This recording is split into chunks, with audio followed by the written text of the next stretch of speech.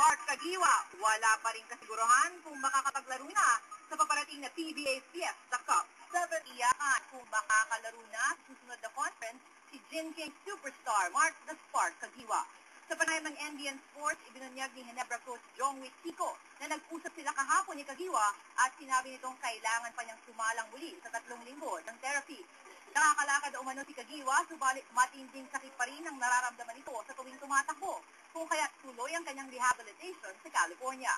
Ang PBA scoring champion si Kagiwa ay hindi nakalaro sa buong All-Filipino Cup, sanhi ng tendinitis nito sa magkabilang tuhod. Ang tendinitis ay isang napakaselang na injury na maaaring sumira sa career ng isang player. Samantala, ibinalita rin ni Wichico na maaaring ilabas na niya ang pangalan ng kanilang magiging import sa Fiesta Cup. Ani Wichico, may mga pangalan at credentials na silang pinagpipilian, subalit hinihintay pa nila ang mga videotapes na kanilang mga possible reinforcements. I'm giving myself this week. I have to bring him in next week siguro. Sino mga choices nandiyan? Wala pa rin.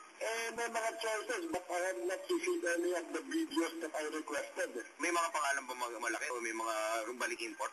Wala naman balik import. Everybody's new, so I'll just wait na lang. Kumusta naman sir si Mark Kagiwa? Yeah, I just spoke to him yesterday, and he's still undergoing the rehab, and we will know in the next week or so his progress. Pero sa ano siya, questionable pa rin yung paglalaro niya on Depende yung sa response niya doon sa bagong rehab. Ilang weeks yung bago niya rehab, boss? It will be at first 3 weeks. This will be his 3rd week na eh. So 3 more weeks? Yeah, mga 3 more weeks. But the pain and the swelling has considerably improved.